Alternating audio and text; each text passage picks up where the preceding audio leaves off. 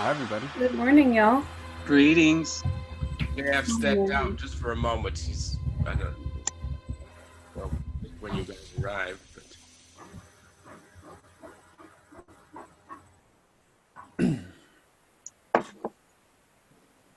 How are you feeling, Geoffrey? I'm a bit still under the weather, but I'm feeling slightly better than I was yesterday.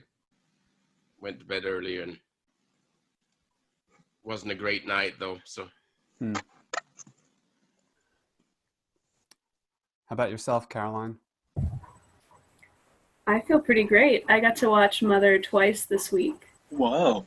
Yeah, yeah, it's been an interesting week as a result. I watched it the second time just now. I got up at 6 a.m. to watch Mother. So what a way to kick off your day, huh?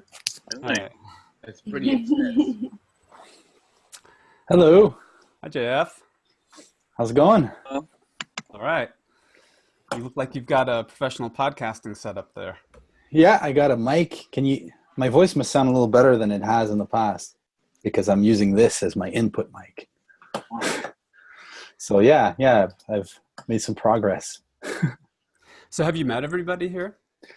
I met Geoffrey, John Davis. I'm familiar with Karen. No, I think you two are the only ones I've met. So Carolyn, John, nice to meet you. Nice to meet you too. Nice Yeah. to see you again. It's Caroline. Just Oh, so Caroline. Okay, gotcha. Sorry. Yeah.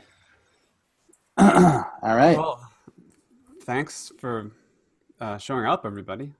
This is nice. I'm also under the weather, literally under weather. We have rain here, but I've been sick for the last week as well, and I've had an interesting week, in my own right. That's another story. So this is an improvisation, and this is an experiment. And the idea was, or the germ or the seed of the idea was that there was something in this movie that called for thought.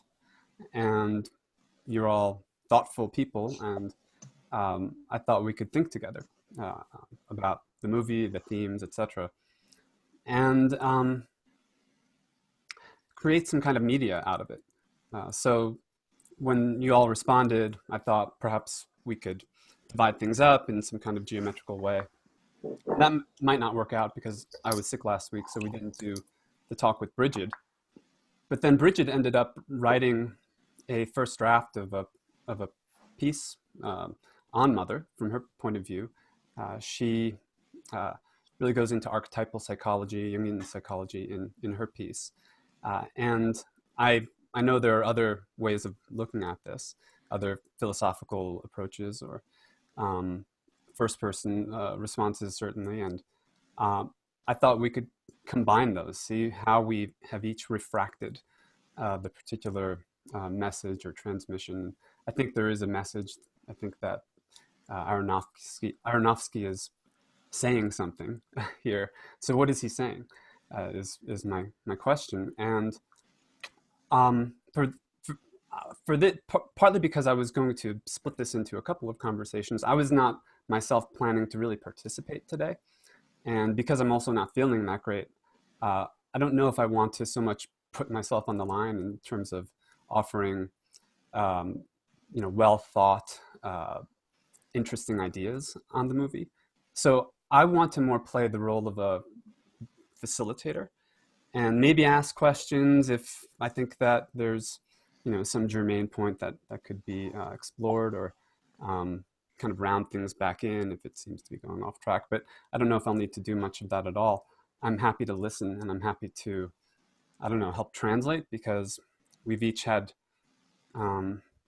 different, kinds of interactions with each other.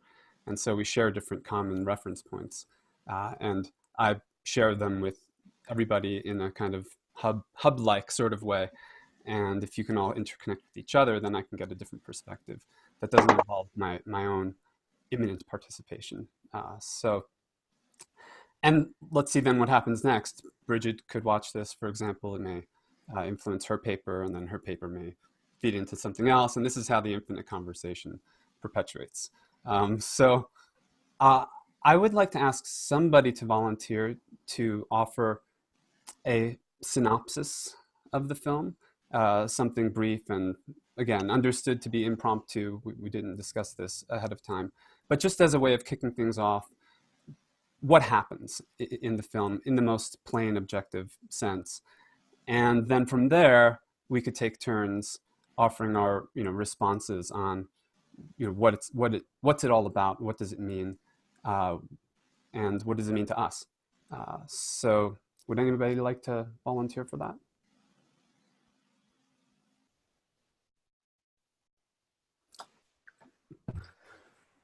I'm willing Well, to give. Mark- Oh, okay. Go ahead, Caroline. Sorry.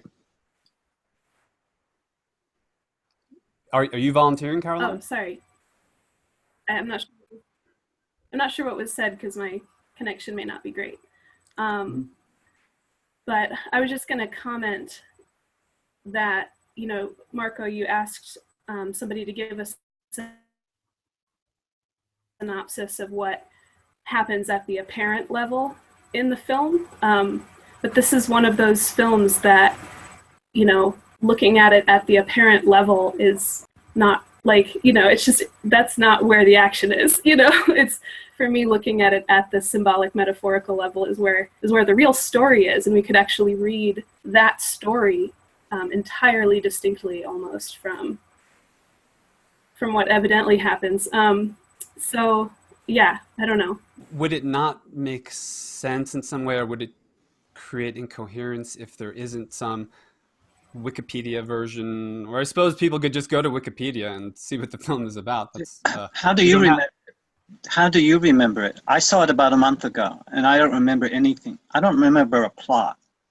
I know I have certain scenes that flash in and out of my memory. Can I give it a shot? I wouldn't be the person to create a plot line for this. So, yes, please do, Jeff. Okay. So at the apparent level, at the surface level, it's the story of a couple. Story centered on the woman in the couple, and this couple lives in a country house. The man is a poet. The woman, the wife, is she seems to have some kind of background in interior decorating. She knows what she's doing. She's renovating this house that burnt down. Her husband's house burnt down, and she's taken on the task of restoring it to its glory. And she wants this quiet life with her husband, and yet her husband's poetic aspirations and his need for, I don't know, adulation, praise, etc., leads him to invite a series of strangers into the house who end up invading the home and transforming it into a living hell. So that's kind of a summary of what the plot is at the surface level. But it seems to me that Darren Aronfsky makes it very clear that this is an allegory, and one should read it as an allegory. And so the surface level does not quite cohere at a purely in terms of stock naturalism. Like, it doesn't make sense as a story in itself. Like, things get so chaotic and crazy that it becomes absurd. There's a UNESCO surreal quality to the film. So as more and more people invade the house, things get crazier and crazier. And at the end, it ends up absolutely destroying everything that the wife had built for herself and her husband. And and then the great spoiler is that they end up losing their child to these mobs that have invaded the house. So, how's that? well, I let's say that spoilers are okay. I think we have to assume that anybody listening to this has seen the movie. There is one more thing that happens, right? And there is structurally a circular, Euroboric kind of structure to the film. So at the end, would you want to continue your summary? Yeah, and at the end, there's a Joycean return to the beginning, where the house burns down again, and then the poet survives the fire, the conflagration that engulfs the house, and extracts the heart of his wife, places it on a small little pedestal, and then gets the whole thing started over again. And a new version of the wife awakens in the bed, and then the whole story, the implication is that the whole thing begins again. So as the film progresses, the correspondence between the figure of the poet and the figure of God, the creator, becomes more and more evident, such that it's almost impossible to make sense of scenes at some point without knowing that figure, without realizing that that's what he's talking about. And so we get this idea of a recurrent creation by a demiurge, a god who creates the world over and over again and botches it every time and tries to get it right, and it always ends up burning the house down. So that's the kind of Gnostic vision that Aronofsky's putting forward in the film. But now we've already stepped down to a lower level. But yeah, that's that. It's very hard to include the final scenes in the apparent level of just the story as a story between humans. At that level, it's obviously not a story about humans anymore. It's a story about ideas, and it's a story about archetypes and gods. So, yeah. And if I might say, the story also has that two stage. It's probably more than two, but anyway, two main stages, right? So there's the man and the woman who come into the house or get invited into the house and exchange around them.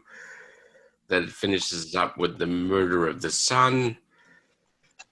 And then that dies down and we go into a kind of a lull period, and then it comes back up with this after he publishes his book, and the strangers come in, and then they all take over. So it has that rhythm to it that I think is important too in the story. And obviously it refers to the subtext. I'd love to speak about some of the structural elements in this film. And so continuing with the theme of the narrative structure, I noticed that there's two births in this film, the one that starts and ends the film, the birth of the story. Then there's also the birth that happens right at the midpoint of the narrative arc, which is the birth, or the pregnancy rather, the impregnation of the wife with the baby. And that impregnation coincides with the poet's inspiration being regained. When he talks about the baby as the most perfect gift, I think he's also referring to the book that he's about to write. I think the baby and the book are one and the same. He's kind of infatuated with his own ability to create, and she and the home, because she and the home are kind of one, are just setting to him. They're not actually places to be recognized or, respected or engaged with at a relational level. So I noticed that, and then I also notice that as you mentioned, Marco, the kind of circling aspect, where it seems like this poet maybe has created this very same story over and over, in which case, how creative is he really? And there's a spiraling element too. The motif of the spiral staircase and some of the shapes that are used visually in the film, I think also speak to some of the spiral narrative elements in this, like how things escalate throughout the course of the narrative. The betrayals of the wife start very small and almost kind of subtle, like you could just gloss over them, right?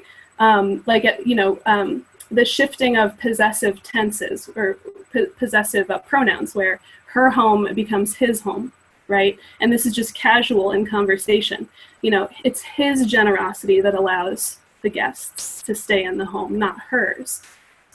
So these kinds of things. And these betrayals, they just get bigger and bigger until it's this incredibly, just chaotic free-for-all where no boundaries are respected. There's no respect for the quote-unquote setting. And So there's this kind of escalation that takes a spiral path as well. And just one more thing about the duality, how the film kind of has two separate halves, like you mentioned, Geoffrey, with the impregnation in the middle. His speech, the poet's speech that he gives to the family when they're mourning the dying son, their favorite son, which is a very Cain and Abel scenario, and they're very Adam and Eve from my perspective, the two parents. The speech the poet gives is almost verbatim the speech that the priest seems to give when she loses her infant child. And the kind of, I think, some, like, what that's speaking to is the idea that, oh no, that which you cherish the most is exactly what should be sacrificed. You know, there's kind of a Jesus element there of sacrificing the son and using it as an excuse for forgiving. We should forgive them. They're just ignorant. We should forgive them. So lots to unpack, but I'll stop there. I think that before we dive in, there's one crucial element that we should make clear, is that it's a point to point allegory on the Bible, the film. I don't know if you guys caught on to this, but we start off with the poet and the wife. The wife looks outside and sees a garden, right? A forest, the Garden of Eden. Then she's alone with the poet. So let's imagine the wife as the Talmudic kind of idea of Sophia, the wisdom of God, the feminine counterpart of God, right? Which in Catholicism gets transmuted into the Virgin Mary, who's Immaculate Conception, all that. So let's just imagine that God is female and female. And then this man comes in, and God is attached to Ed Harris arrives. So let's see him as Adam. And in fact, in that sequence, there's a moment where the wife enters the bathroom, and the poet is trying to help Ed Harris, who's being sick over the toilet, and he covers up a wound in Ed Harris's rib cage, which is obviously God removing the rib to create Eve, who shows up the next day. And then, of course, Ed Harris and what's her name? Sorry. Michelle Pfeiffer. Michelle Pfeiffer. Ed Harris and Michelle Pfeiffer, Adam and Eve, have two sons, Cain and Abel. Cain kills his son Abel, and then God hits Cain in the forehead, giving him a mark, just like the marking of Cain. And then Cain goes wandering in the wilderness. It's a paint by numbers kind of thing. And then of course, the whole first part where everything goes to hell the first time, it's when people are sitting on the counter, and then they break the plumbing, and the house floods. That's the flood. And then things are quiet again, and then things start over and build up to eventually the birth of the baby, who's Jesus. It's like, that's what gave me that allergic reactions. When I caught on to that, I couldn't see the film on any other level anymore.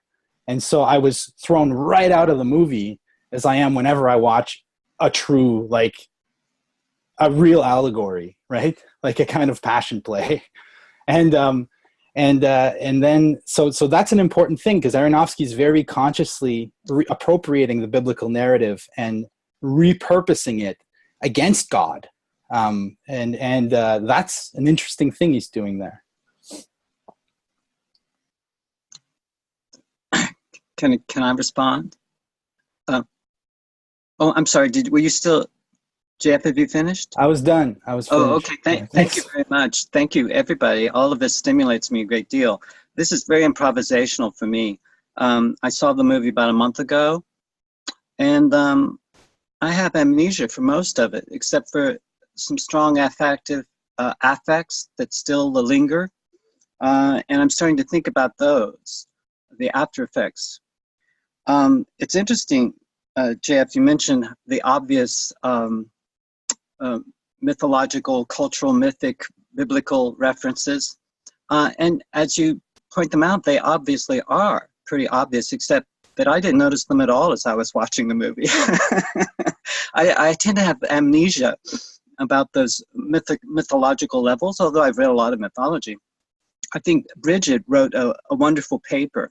I don't know if you guys have read it, where she explicates all the different mythic levels in this movie. But it's amazing how I can sort of forget about all that. And so, but there's something very subliminal about the mythic stuff. But what's coming up for me now, as I sort of listen to you guys and put together what I remember of this movie, I'm thinking about the philosopher Timothy Morton, who talks about hyperobjects, which he defines as entities of vast temporal spatial dimensions that defeat traditional ideas about what a thing is in the first place. So what is a movie in the age of what he calls the Anthropocene, you know, the next big extinction on this planet? What is movie making? What is watching movies in the Anthropocene? And for me, who am I when I'm watching a movie? I find myself more and more like a casting director. I look at all these are famous stars, and I just remember other movies that they've appeared in. Jennifer Lawrence is a new actress for me. I think I'd seen her in The Hunger Games, but after this movie, I quickly went to Wikipedia and I looked up her other films she's done, and I got on Netflix and I saw The Silver Linings Playbook, which I think she won an Oscar for, and The American Hustler, so I think she's a stunning actress. And as I look at the other major stars here, Van Damme, I remember him from Before Night Falls. I don't know if you guys remember that. Or No Place for Old Men. I think those are two stunning performances he gave.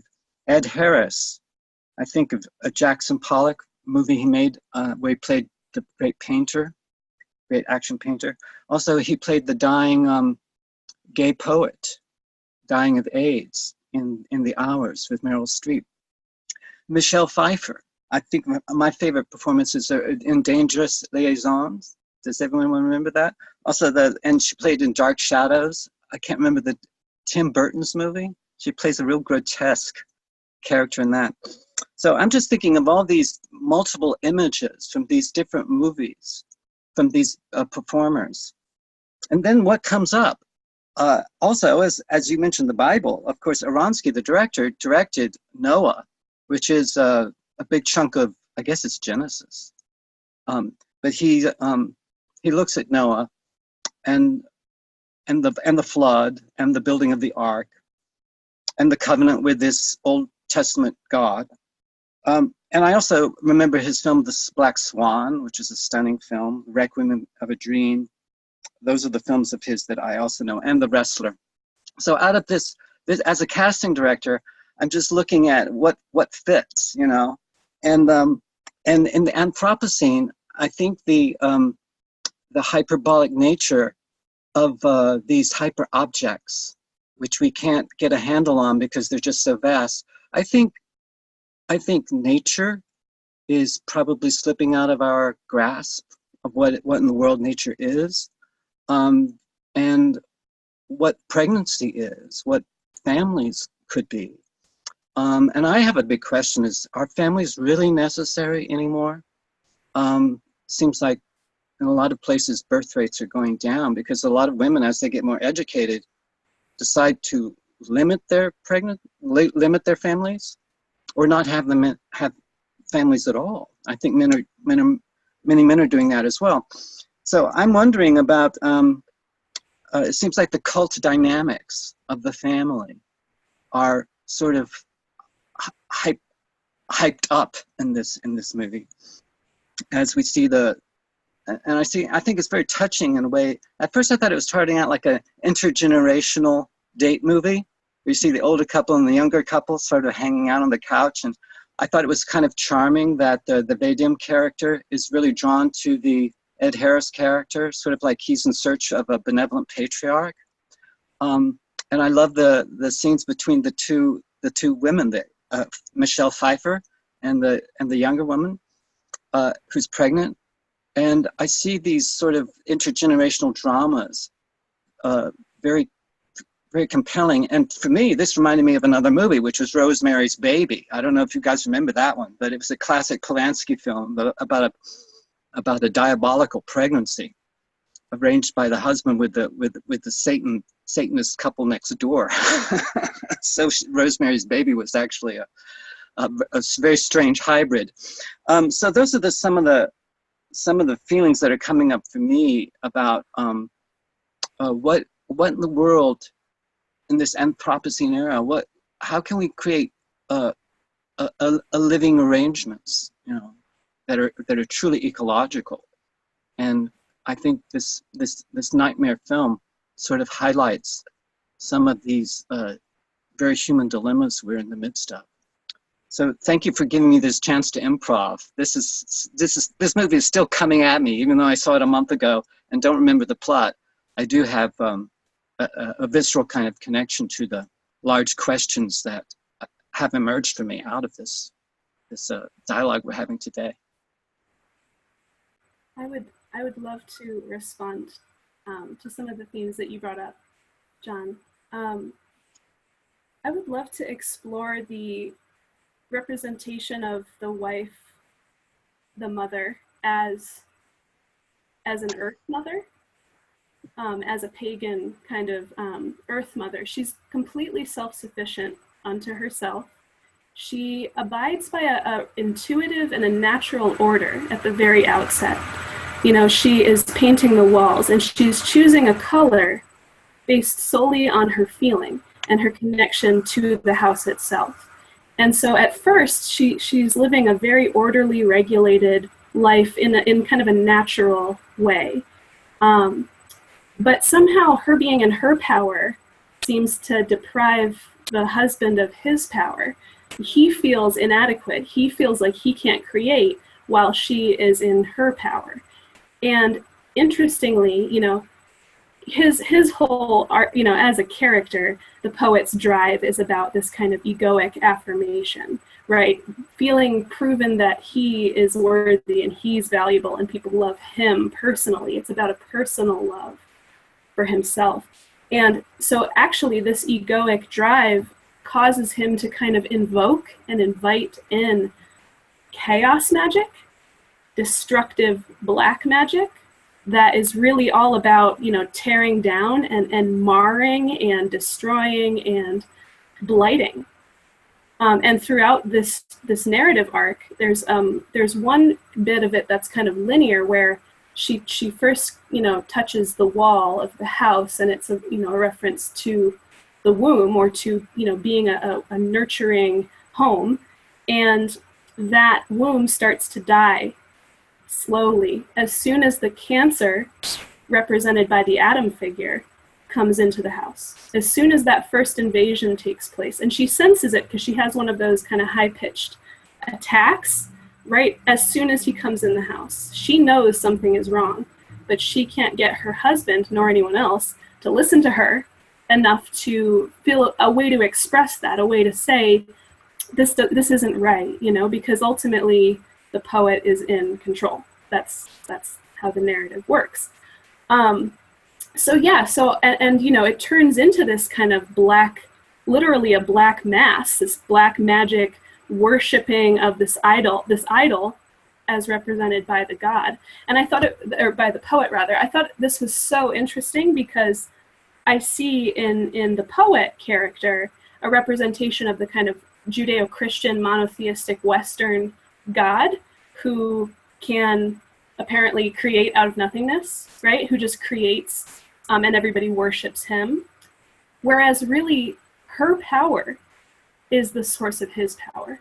She is just invisible, but to even to him, but her power is the source of his power, is the seed of his power. He couldn't produce his baby boy without her, but she just completely gets, suppressed, and all of that. So the war between the natural order, the kind of ecological order, and the earth, and these completely disrespectful, completely confused people who are rushing to the poet because he seems to represent something they can't tap in themselves. So they're thronging and massing around this, they're so frenzied by the seeming proximity to source, when it's like, the real source resides in her, and she ultimately has and seizes at the very end the power to destroy it all. It's really her power to create this paradise and destroy it all. And the way she creates it is very ecological. It's very slow and deliberate and sensing, very patient to restore a house, right? She's really like this ecological figure, because that's how nature works. Nature's very slow. And the poet's like, no, I want action. I want, whatever. I want variety, that kind of a thing. But a big theme for me in this is just the phrase, the gift undiscerningly given, is a major theme, I think, that touches all the characters in the film. The gift undiscerningly given. There is a moment when man first enters the house and he's looking for shelter, that she, goddess, offers him tea. That was the moment when it seemed that the power she could have exerted or chosen is given away. There's a complicity, and that's part of the challenge, I think, of the film. Nobody's completely innocent here, and there's quite a bit of forgetting that is required for this process to continue over and over again. And the God and goddess themselves are oblivious to their own situation. I think there's hints that at the end, especially, that that him, the poet, knows. He seems to understand the process. He seems that is why I think he's not affected by it. But the power dynamics between the two and it's challenging, I'd say, and I think it's one of the subtle ways that Aronofsky is maybe trying to illuminate or address some contemporary issues. I think that Caroline's analysis is right on, in the sense that I do think that the film is trying to do that. I think the film is really trying to preserve the innocence of the wife. And that's one of the problems I have with the film. And personally, if I were to, that's what the film is, and that's cool. But one of the things that bothered me about it was the moralism of the film. And I mean, you can't do an allegory without being moralistic, right? Because an allegory is a work that's designed to tell you what to think about something. And I find that, and I find this is some of the problem I have with Aronofsky throughout his work, is that he's a very, very moralistic filmmaker. And he's not, it's funny because I just did a podcast with Phil Ford about the film Stalker, Tarkovsky's film Stalker. I couldn't help but compare these films, and what makes an Aronofsky film different from a Tarkovsky film, And one of the differences that Tarkovsky never tells you what to think, right? In fact, his films are about the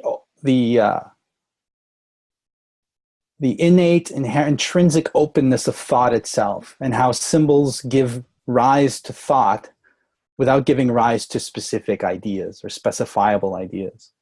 Whereas I find with Darren Aronofsky, this goes back to The Fountain, Requiem for a Dream, which I absolutely despise. Okay, so we can talk about that some other time, maybe.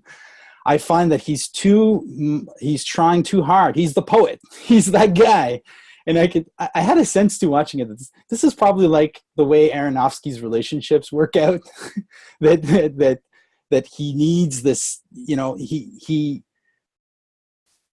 not only does he want to give rise to symbols, but he wants to tell you what the symbols are about.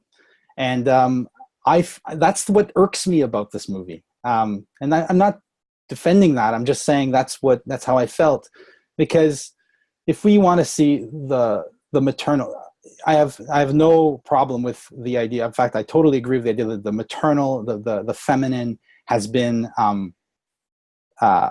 oppressed, contained, redirected in all kinds of crazy ways in the modern world. I totally agree with that critique. However, I don't think that the feminine, maternal, whatever we want to call it, that archetype, that yin archetype is innocence or innocent. And nature, to portray nature as a purely innocent, pure thing that we've come and soiled, I don't like that narrative. I don't think it's... Not. Why not? She's not innocent. I'd She's like not? to push Okay, back good. a little bit. Yeah. Sure. So first of all, she is complicit, as Marco said. In fact, there's 3 times when she takes a small action that seems to try to cover up or kind of like hold at bay the destructiveness of the humans around her. First, she hides the lighter. Then she throws the underwear that symbolizes sexual destructive energy, behind the washer. And then when the wound in the floor starts to form, she pulls a rug over it.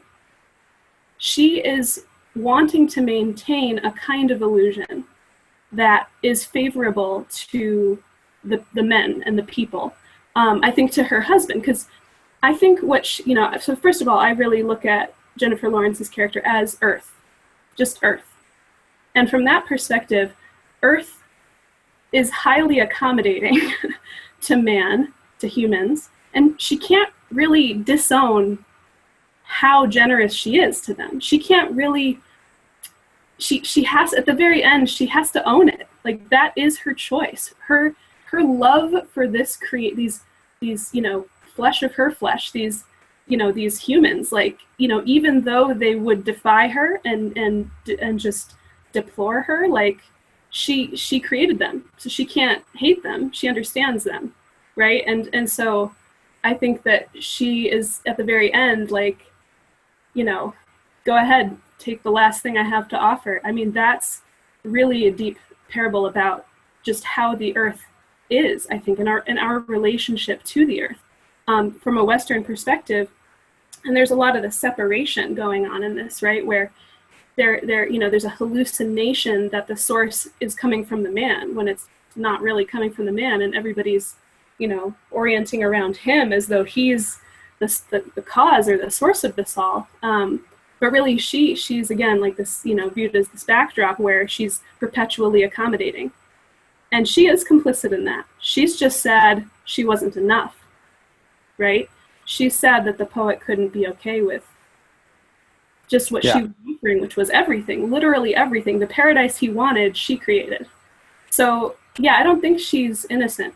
I think that's part of the pain of this narrative, is that, how could it possibly have turned out otherwise, right? Because she kept giving when she shouldn't have, when she should have been more discerning. She just kept giving, kept letting him speak for her, And when she did push, there was a couple times where she would try to set up a little boundary, like, hey, get out of our room, this is our room. And that's when actually she would often have one of her attacks, which is left ambiguous what those were about. But I think that may actually speak to her uncomfortableness with setting boundaries, so there's just some interesting stuff there too. Yeah, no, for sure. But don't you think that nature doesn't wait till people fuck everything up to burn the house? Nature is always burning the house. Nature is the tsunamis in Japan. Nature is earthquakes. Nature is meteorites hitting planets randomly. Nature is the cancer growing in your liver. That's all the mother as well. And there's although I can sympathize with Aronofsky's political or ideological, ecological position, I think that there's a certain way to conceive of nature and Mother Nature, Mother Earth, as a purely passive force that doesn't do justice to the flip side of the archetype, the terrible mother, who is equally real. And the terrible mother doesn't wait for you to screw up to become terrible. The terrible mother is always there, right? That's the other side of the symbol. And that's what I don't like about the film. And again, what I like or don't like is completely immaterial to anybody, right?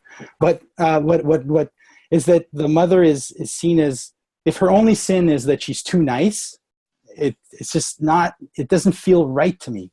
Like there's a film by Lars von Trier, Antichrist, which is all the opposite. It's all about the terrible mother and how nature is this evil, devouring mother. And you can make the same critique on that side, that it's just, there's something when you take a symbol and you reduce it to a sign. And a symbol is by definition ambivalent and multivalent, right? Ambivalent on the primal sense and then multivalent in an epistemological sense. It could be eternally interpreted. But when a symbol, it can only be interpreted one way, and you're interpreting it I agree with you, Caroline, that you're interpreting it in an interesting way. I don't know how much Aronofsky intended that, and that's, I guess none of us can know that, but I got a different impression. Yeah, well, so remember when people are rushing to the front door and with their autographs, and the poet goes outside to meet them, and he says, they love my work. Each of them sees something different in it, and but they're infatuated with it. I think that is actually definitely speaking to his experience as a director, probably as an auteur. Right. But I think there's actually a lot going on here. I think the ending, which I'll come to, I want to give space to other people to talk to, but I think the way it concludes is highly ambiguous, actually.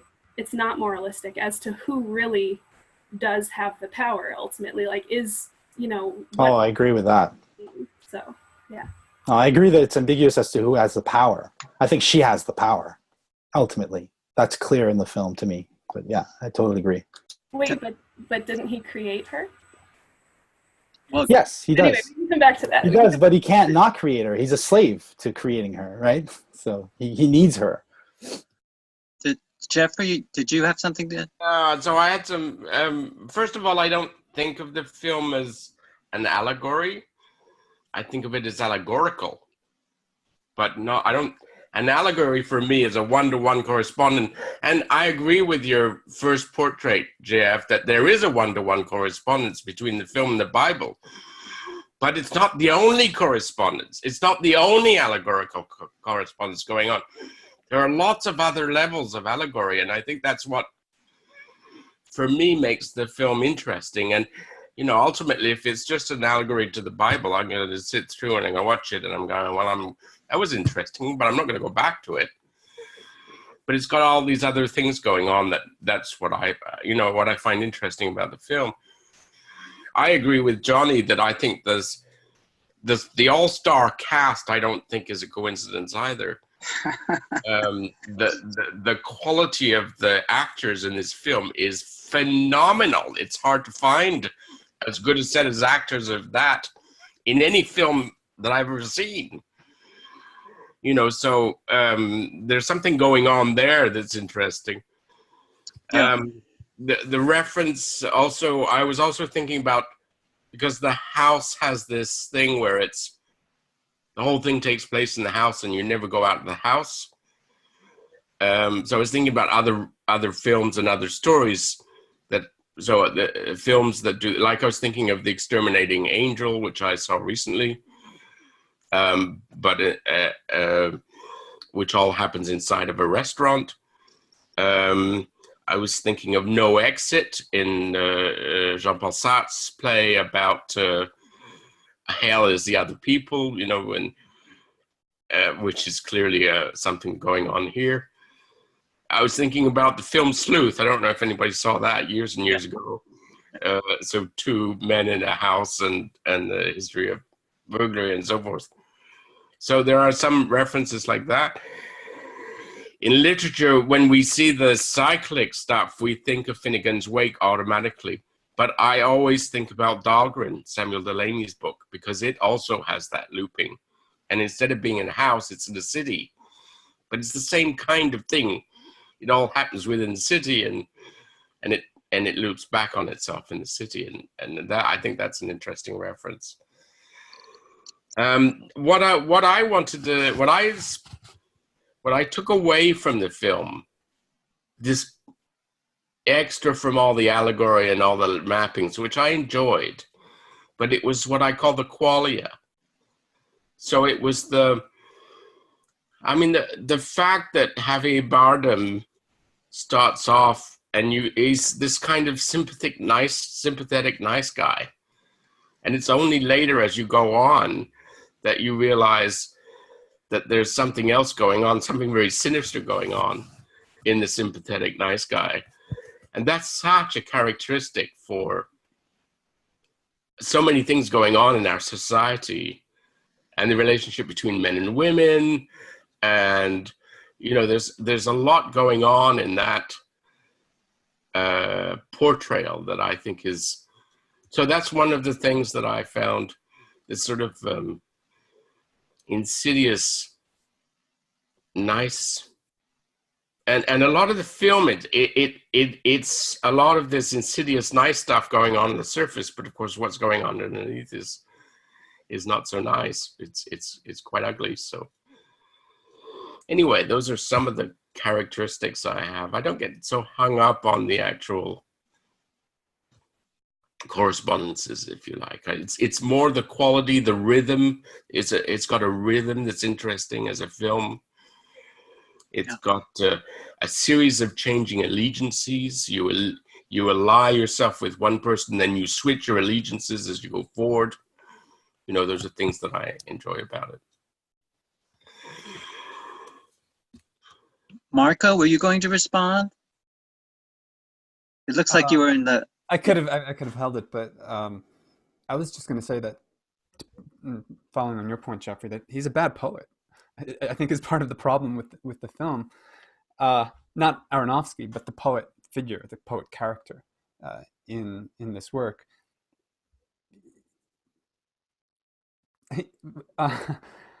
I identify with a lot of this, and I think I'm attracted to the film because it's a kind of mirror. But I think Aronofsky knows he's a bad poet and is presenting him as a bad poet and presenting kind of his work as this irrational shell that eats its own tail. But there is the moment of the funeral, and God is consoling the mourners who have now kind of graduated. Now they know death, and he's telling them to listen to this voice. They're all weeping and crying, but all of their own feelings are inauthentic. They're, as a family, they're a mess. They don't love one another. They're all out for themselves in one way or another, and so it's this blessing of inauthenticity within authenticity. And then later they repeat the same words back to him and to her when they're being ravaged by the pillaging hordes. So that's all I wanted to say about that. I think that well, that's all I'll say. I wanted to keep my mouth shut. I don't have complete thoughts on this, and that's part of why I wanted to listen more than speak. And actually, just to complete the thought, part of what makes him a bad poet is that he doesn't listen. He's listening to something in his head, something kind of. You'll even see his eyeballs kind of flicker, and the way that he averts his gaze. He doesn't actually register an address to him. He doesn't register the voice that's actually speaking, which is what Caroline is speaking of and from.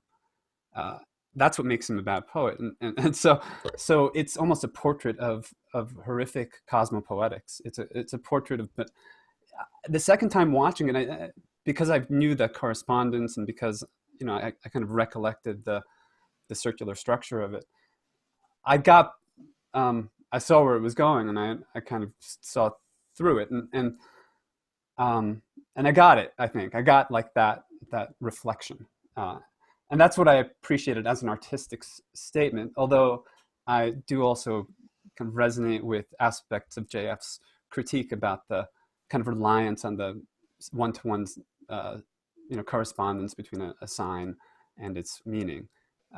He's using those as kind of Lego blocks, I think, and he's creating this monstrosity out of it all. And we're all deserving of it, for sure. Can I respond, Marco? Have you completed that? Yes. I don't want to interrupt. I just wanted to respond to each of you. Sort of has triggered a response, and I'm just trying to articulate this as best I can. But just to your point that he's a bad poet, I'm open about that. He might be a great poet. He's certainly a popular poet. He's definitely a bad husband and a bad father. And I can hold all of those possibilities without deciding on any of them. I think it's extremely indeterminate. I also think that there are poets now who are making a lot of money now. I think her name is Claudia Rankine. She sells 1 million copies or something of her poems now. She's sort of has made great use of the internet. But I think there have always been extremely popular poets we don't read anymore. And there are very obscure poets who died in poverty that we love. So poetry is a really tricky field. So I'm just wanting to respond to that. And also to something, Geoffrey, you mentioned it's not allegory, it's allegorical. I also am open to the idea that it's parody. It's a parody on, it's a kind of a horror story, kind of a parody. It's a bit of a cartoon. And I think, so I have a hard time like putting this in a genre that fits because it bounces around from many different kinds of storytelling. So I'm open about that. And also, I think there's something that I think, JF, you were talking about the filmmaker sort of, you had an allergic response to the one-to-one correspondence of an allegory. And the filmmaker himself, the films of his I've seen, he does, oh, you said you hated the dream, Requiem of a Dream. That I find myself, I'm sort of like Geoffrey. It's the power of the image and the actors and the charisma, and it just has an energy to it that grabs me. But then I have to look at, well, what's the level of maturity that's being expressed in this kind of story? And I would say the filmmaker is an adolescent boy. I don't think he has but he's extremely cognitively advanced in some ways. And he can certainly grab your attention and create these sort of trance states, multiple kinds of trance states in the audience. As he pulls the rug out from under us constantly, setting us up for one kind of movie, then it turns into another kind of movie, and then it turns into another kind of movie. And so at the end of it, who cares? You know? It's sort of but I think it's a movie about I think it's a movie about movies. And maybe in the Anthropocene, that's the only kind of movie we can make nowadays. Because we don't have any new myths. And I think this is a movie also about myths. At the end of the movie, we see the beautiful young woman waking up in her bed as if for the first time. But as the audience, we know this isn't the first time. We're returning to a place that we've already been to many times before. So, but do we have another myth that's compelling enough to break this cycle? Are we moving towards a different kind of what I think Gidley calls a post-rational capacity, so that we have a different sense of time and a time that just repeats itself endlessly in different kind of formats. But can we appreciate that there's a clock time with a past, present, future, and there's a subjective time that each of us is unfolding in our unique ways. And we can deal with the linear and the non-linear aspects of our natures without descending into total chaos.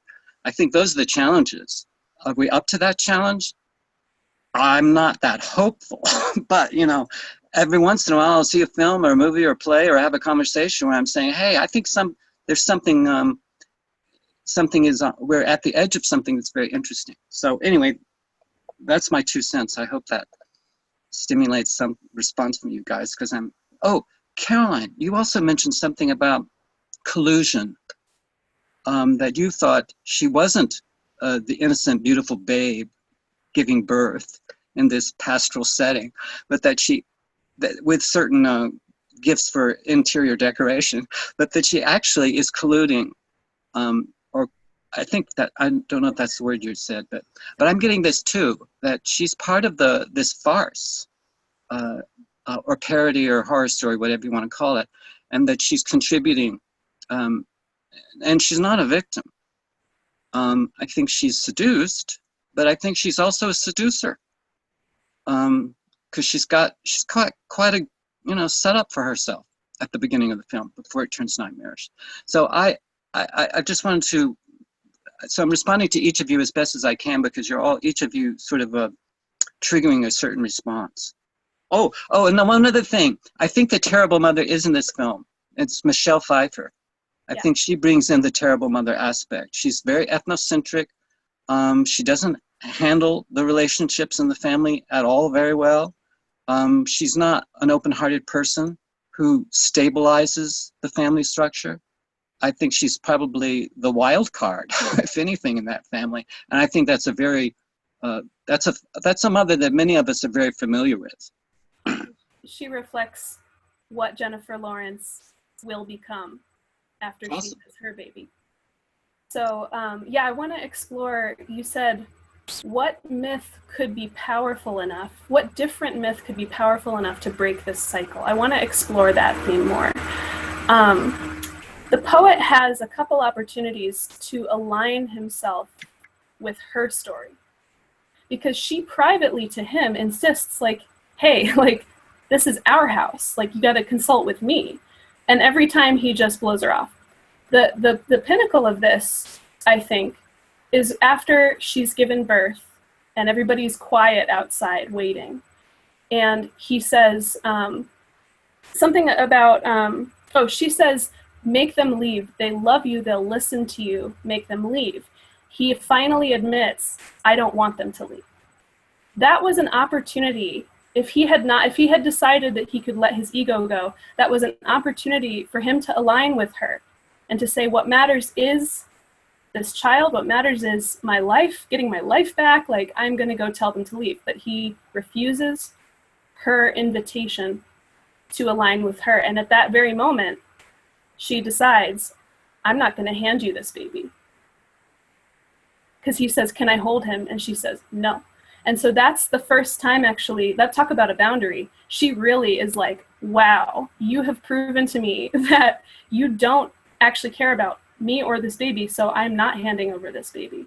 And so could there be a myth powerful enough to break the cycle? Now, this goes back to the climax, to the end of the movie, because I'm not so sure that there is one reading of this, and I'm not so sure that she comes out perfect, actually, and that the message of the movie is that we should just align with Earth's voice, or whatever. I think that it's strange because I really, the second watching, I really started to tune into this, and I was like, wow, this is kind of upsetting to consider, but the way it ends, the way where she says, like, I've given you everything, I don't have anything left, and he says, you have your love for me. Can I have your love for me? And she says, take it. I was like, wait a minute, this sounds like his voice. This sounds like what he would write her to say in a story, right? Like, because he's so self-adulating. And so he takes her calcified love that, was forged in the fires of total destruction, and he puts it on the pedestal. And on the pedestal as this precious gem, everything can be renewed. His story can be recreated, just with a different woman, but same story. So there's this element of maybe he is actually the creator, even though the story kind of sets us up archetypally to be looking at, wait, isn't she the source of the power? Isn't she the actual nurturer, the actual creator of life, the actual creature who brings life into the home, literally? He says, oh, I'm opening the doors to people because I want to breathe life into this home. And granted, the home is kind of drab. Like, her self-sufficiency is very plodding and patient and drab, right? So I think he really, even in his, like, let's take for a moment the assumption that the entire film is his story. He's the author. Okay. Then maybe she is really backdrop to him, and when he talks about the gem, because they're like, oh, where did you get this? He says, I got it in a fire. And this gave me the power to continue. And then I met my goddess. And my goddess breathed life into this home.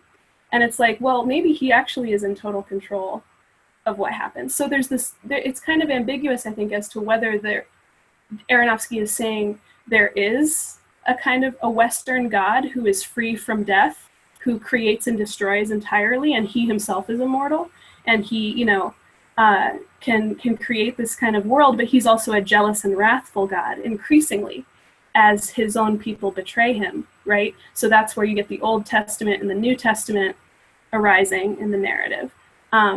Or is the message that the Earth Mother is the source of everything that anyone ever cherishes? And so to continuously just decimate her, like that, the small choice, which escalates into the massive choices, but it's actually the same choice at all scales, to decimate her, to disrespect her, like that path can only lead to total annihilation. But then there's the question that the ending leaves ambiguous, which is that total annihilation, or is this taking place entirely in the mind of the God? So the first time I watched it, I was like, oh, this is about the Earth Mother. And if only the poet could align with the Earth Mother's voice, there wouldn't be such wretchedness, such total destruction, such epic waste. And then the second time I was like, wait a minute, maybe the poet is the total author here. So it's just interesting because, yeah, I think there's, like, as has been said, a lot of layers, not just one allegory, but multiple, layers that are woven in here. And I love Aronofsky because I get to dig and to parse, like an archaeologist. I get to try to find these answers that he's embedding in the subtext, in the choices, in the directorial choices. And so I love that because it's like a game, right? It's fun to read it for its multiple meanings and to even hold multiple different truths or different possible interpretations to be true in the same time. So I don't see him as JF sees him, perhaps, which is more like, there's one narrative here and it's he's moralizing at us. I mean, I think that's partly true, but I think there's more to it than that also. So. Yeah, I agree that there's more to it than that. That's why I was happy to do this because despite himself, there's more to it than that, because he, like Geoffrey was saying, the play of what you referred to as qualia, just the purely aesthetic play of the film is masterfully done. And right up to, in my opinion, right up until the flood, at which point it starts to look like he's following an algorithm to the end. That's how I, not every moment in the second half, but I start to feel like, okay, he's playing out, he set it up, and now he has to like unfurl the whole thing to its ending. But I find the strongest moments in the film dramatically are in the first half, where it is a kind of chamber drama, like almost like an Ingmar Bergman film or a Polanski film or a Sartre play. I thought of that too, and I love the exploration in the film of what Sartre called bad faith. Like that moment, that funeral where everyone is living out some borrowed emotion and really, really loving seeing themselves in this role of mourners and stuff, and the poet just like obliging them and completely just playing along with this because it serves him. Like that stuff, I love that stuff, and I love that sardonic wit that Aronofsky brings to his films. So I wouldn't condemn Aronofsky at all as a filmmaker, but I also 100% agree with John's claim that ultimately Aronofsky's an adolescent boy. I think that I get that feeling, like that he like The Fountain to me, it's like it's like he well, I don't want to say it. There's no point in critiquing the artist himself, but I think that there's something to that. And but despite all that, the film is rich and layered, right? So it's not like a Saturday morning cartoon type of allegory, or like one of the less interesting Disney films kind of allegory, like Pocahontas or something. It's not like that. No, I wouldn't make that claim. So I would agree here with Geoffrey that it's less allegory than allegorical. But just if we're going to go with first person responses, when I detect that level of allegory going on, it's hard for me then to connect with the qualia. I start to see, I'm a filmmaker by trade, so I start to pay attention to how he's doing it, not what's going on. And it just knocks me out of the film. So it's a very personal reaction. But I like what you've said, Caroline, about those two ultimate kind of final interpretations, whether it's the mother that has the power or the father, the God, the creator. That is interesting. And in one sense, and I also liked what Marco said about him being a bad poet, because I think that in some of the cliched scenes where you see like Javier Bardem like trying to write and he's like, oh, no, not yet. And he's just like sitting in front of his blank paper, this kind of cliche vision of what poets do. They just sit there at a desk waiting for inspiration to strike kind of thing. As true as that may be in practice. I like the way he's kind of making fun of the idea of this poet and at the same time, and I like that he's appropriating the Bible in order to critique the idea of the patriarchal creator God. I, like that type of stuff I can respect, for sure. Yeah. So my comments are also layered. I should point out. But you have an aesthetic judgment about it. I do. More than a preference. There's my understanding of your work, your ideas, is you would privilege art over artifice, Right. symbol over sign, and those mean different things to you.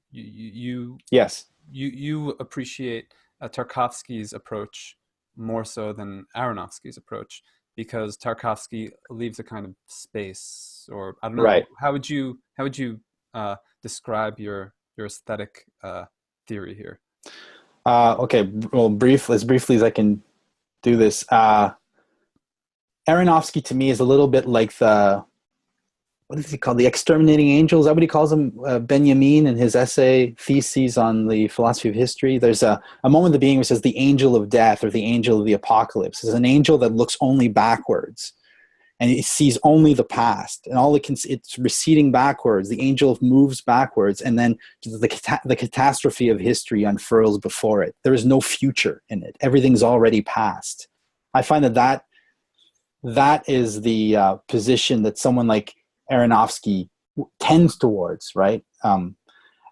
Whereas someone like Tarkovsky is telling something from the unknowable future. And you see, this is built into every frame of Stalker is about that. This is a film coming to us from an unknown place. No theory can accommodate, or no theory is adequate to the world being on offer in a film like Stalker. So it is by definition without meaning. And therefore it generates, just like the zone in Stalker, it occasions infinite meaning making, right? So when I look at films, when I wrote my book was a little bit more polemical than I actually am. Like in my book, I was specifically instructed to write a manifesto. So I talk about true art and false art. Well, I would never do that. That was kind of a fiction that I engaged in. Ultimately, obviously, allegories are works of art, and non-allegory, you can have all kinds of art. But ultimately, what I'm saying is that what makes the difference between a film like Stalker and a film like Mother, to me, is on that level, on how the symbol is treated. In one type of film, and we can leave Mother out of it because that's debatable. But in a film we might all agree on, let's think of a film we might all agree on, is very easy, facile, Pocahontas. Okay? In Pocahontas, it's very clear what everything means. Everything's predicated on what has been known, what is the known, the territory of the known. So we all know when we watch Pocahontas what a Native American is. We all know what an English settler is. We all know what the forest means, what the mountains, what the color of the wind means, right? It's all very, very clear. And we're always riffing within this space of the known.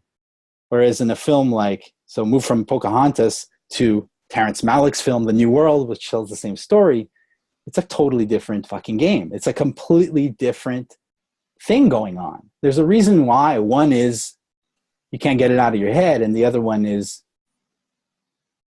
eminently forgettable. Because in The New World, we don't know what a Native American is. It's discovering something. It's discovering what an English settler is. It's discovering what a forest is, what a leaf is, what a fucking whippoorwill is. I don't even know what that, it's like a bird, right?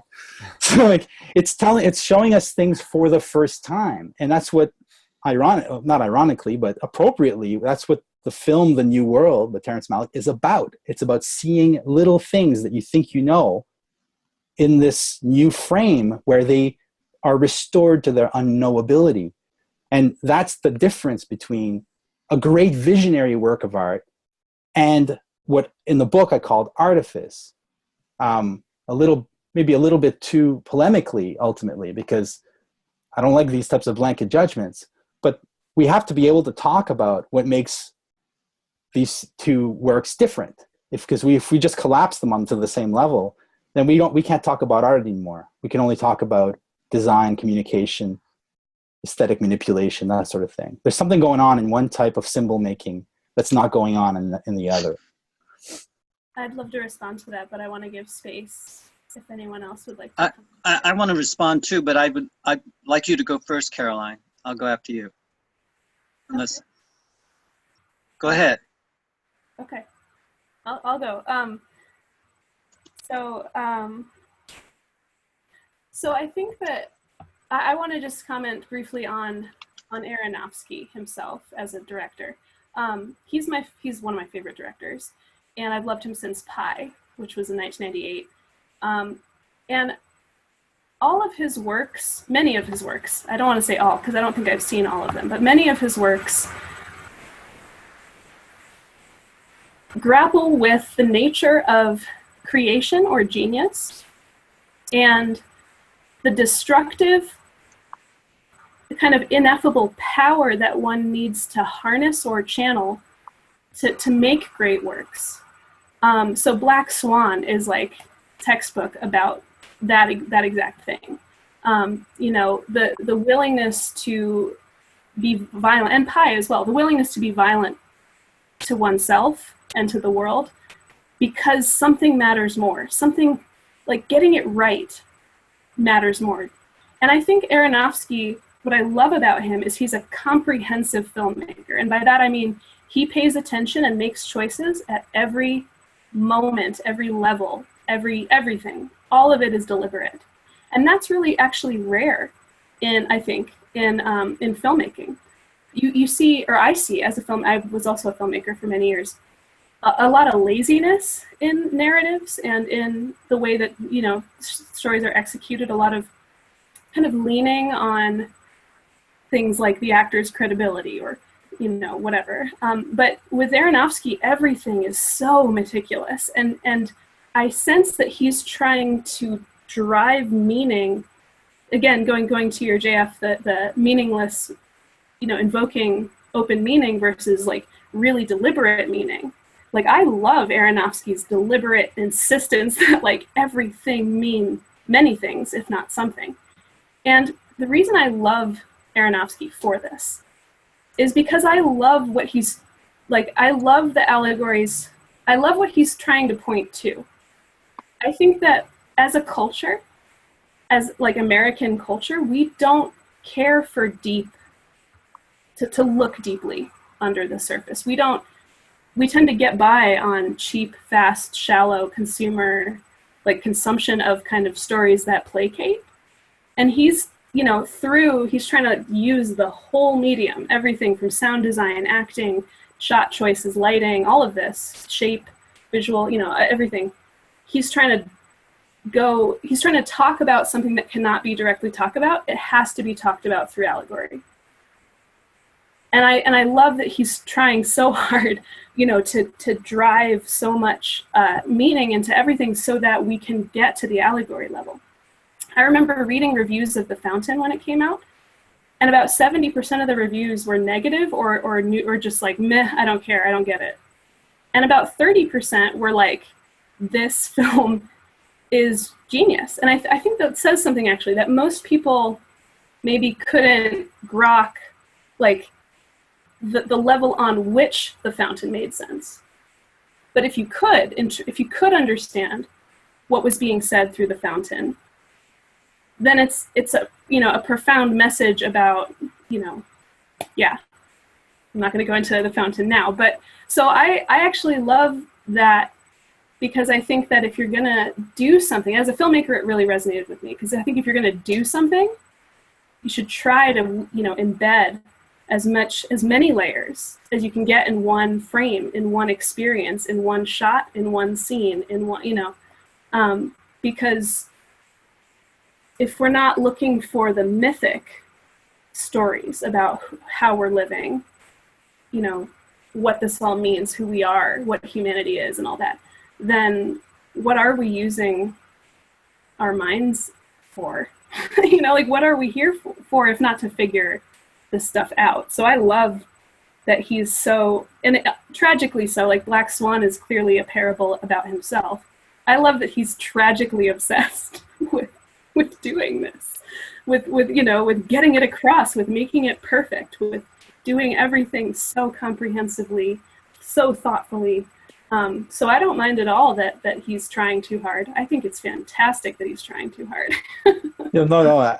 I'll let you speak, John. I just want to point out that I agree with that. I think he's a phenomenal filmmaker, and that's what makes a great filmmaker, is this attention to detail. As a director, you have nothing to do unless you're paying attention to details. And you could just be the facilitator who allows everybody to do their job, or you could be the guy who's like the reason why the film is more than it could have been, right? So I totally agree with that. I just think that ultimately Aronofsky's articulating an ideological position in a lot of his films, and yet his vision is such that he will always include within this ideological position a kind of shadowy counterpoint to it. So I like that. Yeah, and I'll agree. I absolutely agree with that. And I also, I guess, I think what I'm trying to say is I like the myths he's trying to point us to. Let me respond if I may, because before I lose this couple of thoughts that are passing through, because this conversation is generating a lot of different thoughts. But I'm thinking about, once again, the Anthropocene and the mass extinction we're on the edge of, and what kind of myths could be emerging. And I'm thinking about these new capacities. As terrible as things are, there are new capacities that are emerging. And this aprospectival age, Gebser would call it, or this integral age, some are calling it, or an emergent age, whatever it could be, there are gifts that people have that are starting to get actualized, such as this post-formal kind of reasoning, where we can use our imaginations and release our imaginations from old archetypes and so-called universals. And we can move maybe away from a rigid globalization where one size fits all, like the neoliberal vision, and move more towards something that some are calling planetarization, which would be much more about ecological practice. And so I believe we're sort of in this, I think this filmmaker and each of us is probably in this transition, this phase space. And so you asked the question about what are we here for, I think, Caroline. And I'm wondering, are we here to make more babies? Personally, I doubt it. What else could we be doing that could be as interesting is making more babies? I'm not sure. But I'm open to the possibility that there's something more than just how many billions of us are on the planet now. In my lifetime, I think it's increased by about 3 billion. And we expect it to go upwards. Although I think birth rates are coming down a bit. I think you mentioned this previously, Geoffrey, in one of our calls. But I'm sort of open to the idea that at the end of the film, when it's the young woman wakes up from the bed having amnesia, or she's just a replacement of a certain type that this poet figure has concocted to keep his fantasy going. I'm not sure, but you know what? Each of us is, I think, JF, you're a filmmaker, so you have probably a lot more left brain engaged in while you watch a movie. You know, Caroline, I'm not sure where you're coming from, but I know gender studies and feminism and ecology is very important to you. And Marco is a poet, and Geoffrey's an educator. So I think we're all, for me, I'm looking at this as a casting director. And so does the mother win or lose? I'm not sure. But I believe Jennifer Lawrence wins.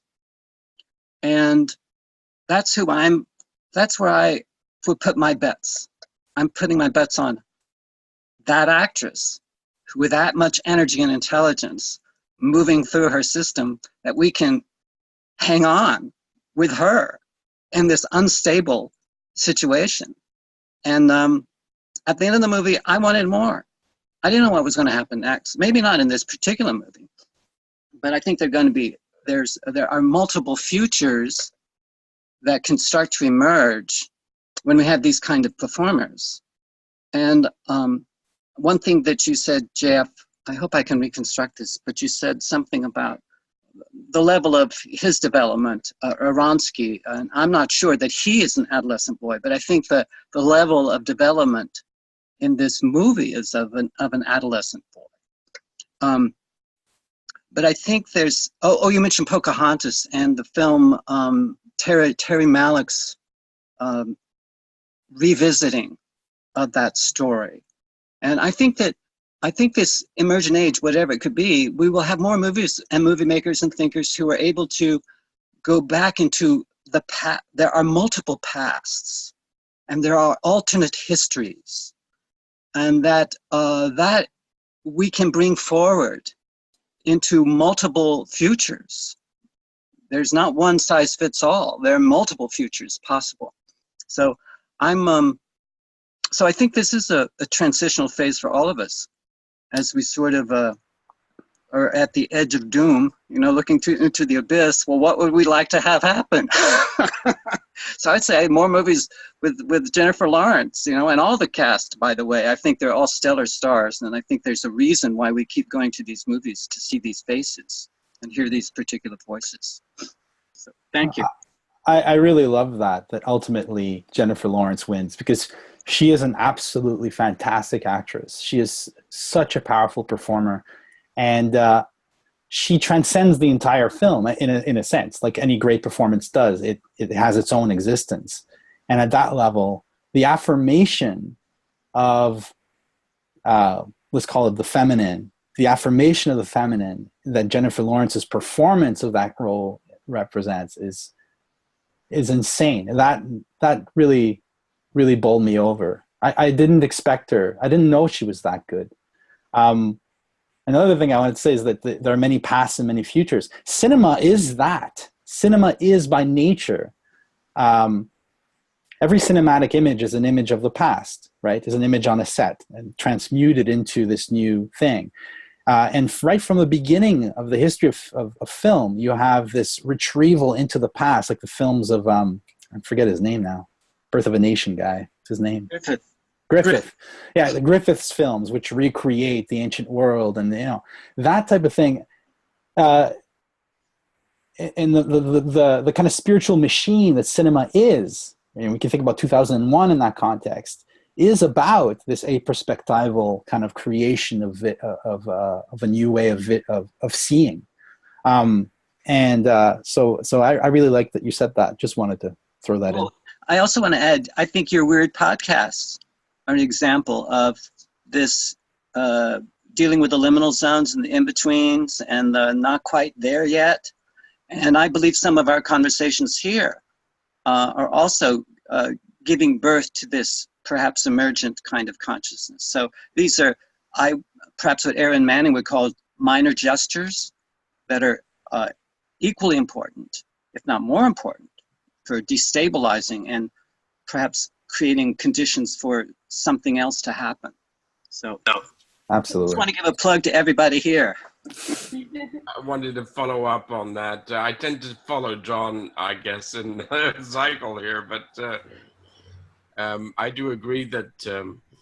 So the couple of things. The title we haven't talked about. So the small M on the mother, the exclamation mark at the end, which is kind of interesting. The film isn't called Father! Exclamation. It could have been, but it isn't. It would have been a very different film. Would it have been a very different film if it just had the title, but everything else was the same? It was called Father instead of Mother, you know? So That's a good point. The fact that it doesn't recycle itself fully. It's not the Ouroboros. It looks like the Ouroboros, but it isn't the Ouroboros because the woman at the end It's different. not the same woman as the one at the beginning. Or the actress is different anyway. So for me, that comes back to what you were talking about, Johnny. It suggests a repetition, but Right. it doesn't lock you into a repetition. And in fact, because it doesn't lock you into a repetition, it suggests that the second version through could be different, and it could be dramatically different than the first one through. So I think that's coming back to your idea about new possibilities. And I also, along the lines of what you're talking about, but I think many people, I think JF, you're very interested in paradox as well. And one of the ideas about paradox is that you have to sit with it, because you can't solve a paradox by thinking about it. You have to sit in it, and it has to offer its solution to you. You can't get it intellectually. So in a way, this film is a kind of paradox. And in a way, the whole Christian mythic is a paradox. And so this film forces us to sit within those allegorical stories in ways that defy intellectual reasoning, although there's lots, I clearly we're doing a lot of that, but I think it goes beyond just the analysis. I think it's partly sitting with those stories and the way those archetypes inhabit us individually, and then seeing what emerges in terms of new ways of dealing with the world, with each other, with ourselves. So, if I could, I want to go off of something John and Geoffrey said. Geoffrey, you talked about how it suggests a repetition, but it may not be exactly the same. And what John said about babies and birth. Every birth creates something a little bit different, right? A little bit new. It's a new potential. And John, what you said about the future, making a lot of babies doesn't seem like a viable future, ironically. That actually, I think, is reflected in the film as well.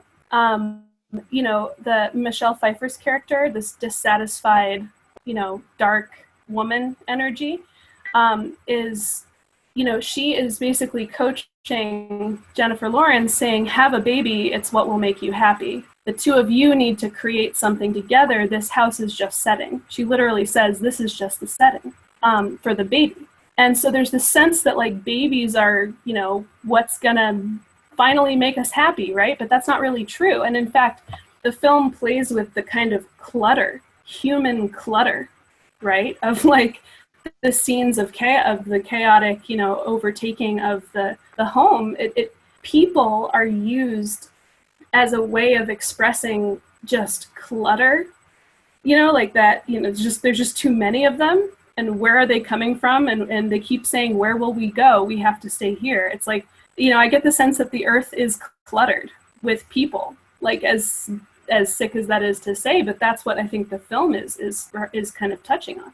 Yet birth is this renewing thing, but then again, babies can die, which is the kind of two-part narrative. The first the Cain's son, and then the then her child. But on that thread, like, another thing I want to explore is, we talked about cinema being a world-making, medium, or that kind of a thing. And so again, I watched it twice, and I was paying really close attention. So I'm sorry if that's a little weird, because I'm like citing specific things that I remember, but that I think have meaning. And one of the things that I noticed the second watch is that the poet keeps talking about, I love these people's stories. Oh, their stories. Oh, if you could only hear their stories. Their stories are, he is so enlivened by having these really undiscerning, shitty people around him, because he finds their stories interesting. But we never get to hear the stories. Not once. Never. Because we're in her perspective. And, maybe their stories are, I get the sense that there's this aspect of the telling of the story is itself a separation, right, of the actual pure essence of a truth, and then there's the retelling of it, right, and that kind of distorts that. And so it's relevant because the poet is the poet. It's his ability to translate beautiful ideas to others that create this infatuation around him. And so earlier we talked about his failure to align himself with his wife's story,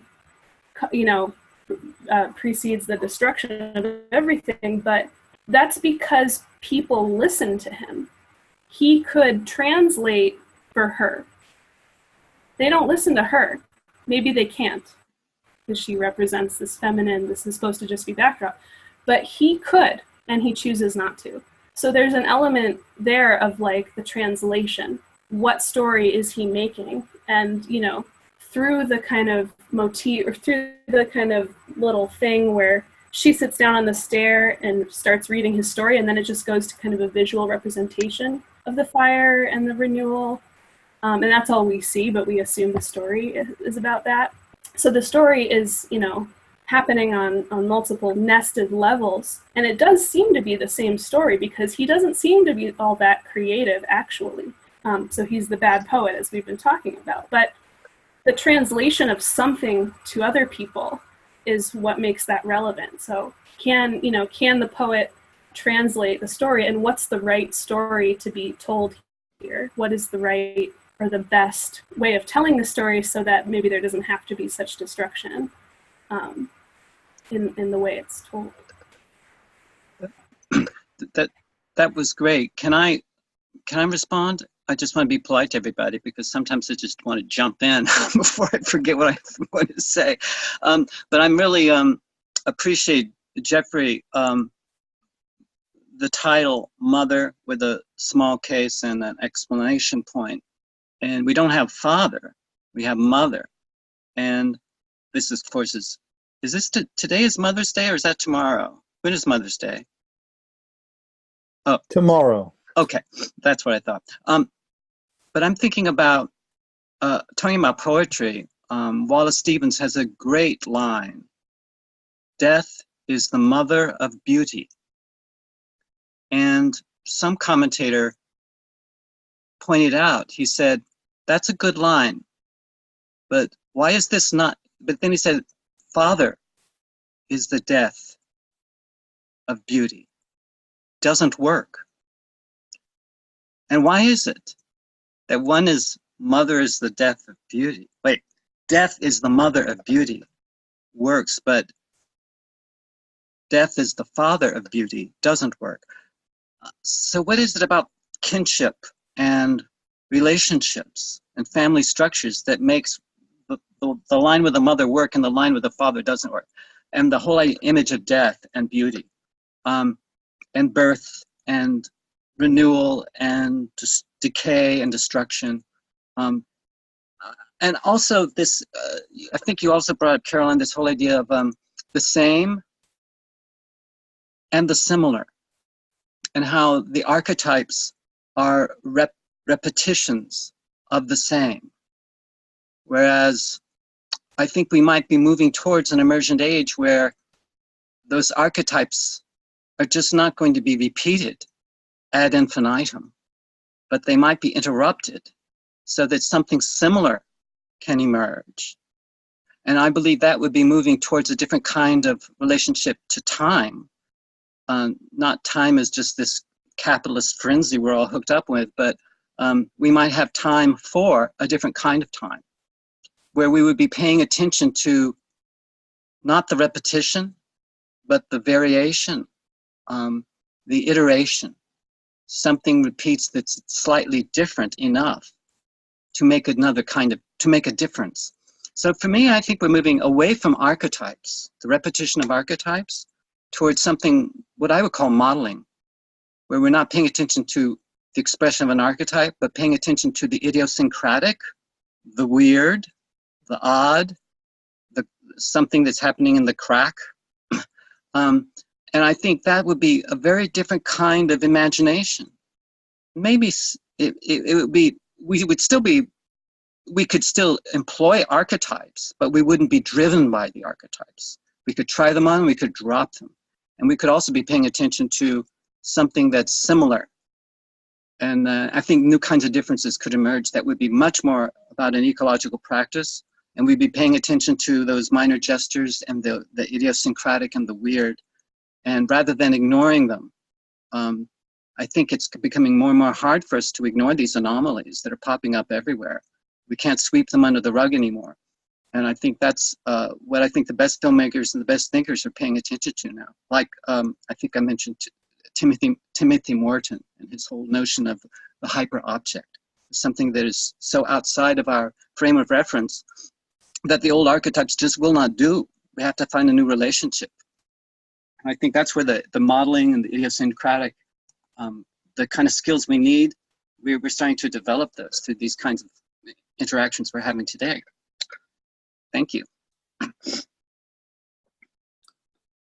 If I may, I'm very sympathetic to that, what you just articulated. And I'm glad you said that. I also want to say, John, I'm really happy that your parents thought it was a good idea to have babies.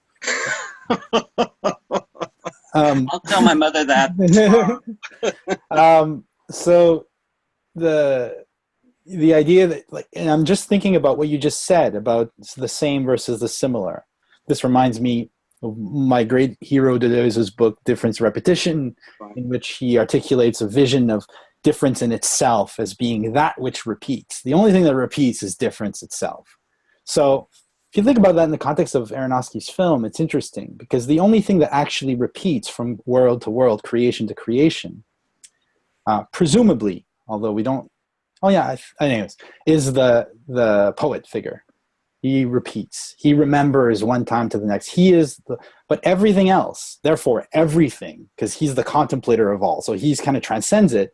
Everything that is constant becoming, constant renewal that is never the same. It's always, every baby is slightly different. Like when you have a baby, this is not just another instance of the baby having archetype. It's absolutely new. It's like this completely new thing that actually abolishes the very idea of sameness. That's what you see when you look at your child. It's like nothing was ever, there is no such thing as the same repeating. This absolutely unique thing is expressed in this endlessly repeated event, which is birth. So that's the kind of weirdness. Where does the same reside? The same, and this is, we just did an episode on Heraclitus, so he's in my mind right now, and I love Heraclitus's vision, because Heraclitus's vision is absolute becoming. Physis, whatever, is just constant changing. You never step through the same river twice, etc. Everything's always transforming, and yet patterns are constantly emerging. And the pattern making aspect of consciousness, that contemplation of becoming, that's what Heraclitus calls logos. That's what never changes. That's what always repeats, the same. But it is only the contemplation of change itself that is logos. Therefore, what the poet needs to realize in Aronofsky is that he is only the contemplation of what is. And what is this endless becoming, this endless emergence of the new, which is represented by the mother. And the mother has an exclamation point because the new is always a shock, always a surprise, always a revelation of something that hasn't been thought, the unknown. So the actress of the end is not Jennifer Lawrence. It looks the same, but it's completely different. And the Geoffrey's comment that it could go differently, that's the essential element. And that's the thing in Deleuze, is that nothing that has been will determine what will be. And Deleuze gets this from David Hume, who was an absolute genius. Like David Hume basically just observed that all we know when we talk about archetypes, patterns, laws, even physical laws, all we're talking about is what we have observed. We're never talking about what could be. We're never talking at the level of the possible.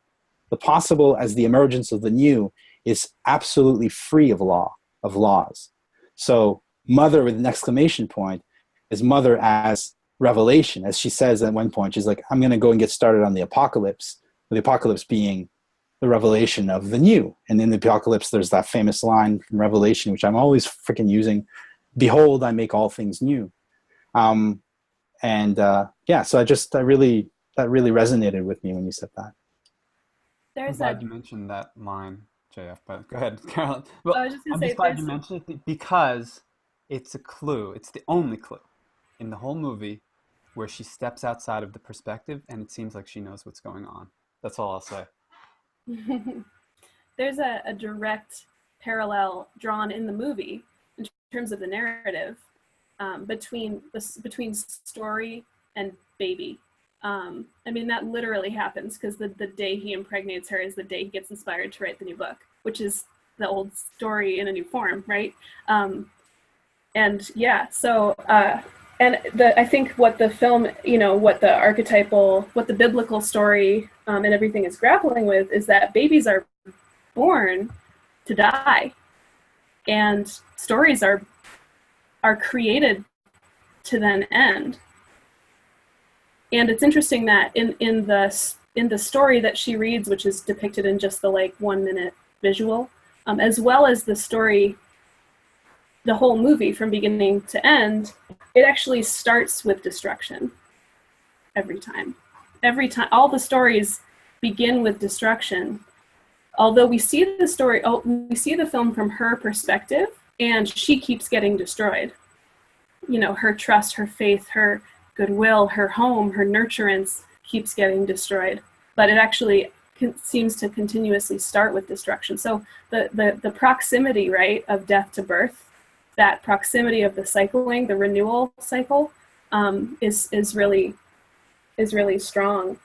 I like that it's still ambiguous whether the mother or the father is really responsible for the cycling to return again. I mean, I think her, at the very end, her saying, take it. At first, that's what I thought was the thing that restarted the story, because it was the gem. She had to offer it. And when he took it, that's his new calcified, fruit or whatever.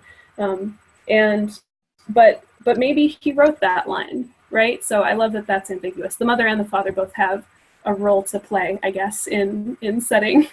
And like you said, Marco, at the beginning, the tension between the gender roles the tension between the difference is what generates. So if the baby is the story, then the cannibalization of the baby is coming back to Johnny's comments, is the cannibalization of the stories that we have in our modern culture. So yeah, I think it's constant kind of cannibalizing stories. Yeah, and I think also that the consumption, this desperate consumption to be close to the source of inspiration or of knowledge of Sophia, is clearly they're missing the mark with that. But that's endemic of our culture as well. This idea that we can just, throng our way to enlightenment and just consume our way to enlightenment. But so yeah, that too. Yeah. I think you're mentioning Sophia, and JF was talking about the Gnostics, and I think the new Gnostic voices that are probably emerging as the American empire collapses, just as the Gnostics that we know of from the Hammadi library were at the end of the Roman Empire, where there's a challenge that the god or gods or goddesses that are being worshipped are not the real ones, but those are the archons that have trapped the divine Sophia in this cycle of birth death, as their way of parasitically living off of our divine energy. So how are we going to escape this cycle was a big theme that the Gnostics played around with, and they were going into very altered states and writing poetry and doing some really weird rituals. But they also wanted to break the cycle of this baby boom psychology. And they were experimenting like hippies with new kinds of relationships. I don't think they had birth control in those days, but they were friendly to different kinds of arrangements. They weren't just basically, because they wanted to get out and break the cycle and move on and sort of reclaim that direct knowing which was being subverted, which was being suppressed by the empire builders, or the priests, as this emerging Christian orthodoxy started to happen, where the last thing they want is for us to have direct knowing of the divine. So I think these are the big challenges right now that all of us have to sort of figure out. How are we going to break out of this neoliberal nightmare and recreate ourselves in ways that are much more amenable to this direct knowing?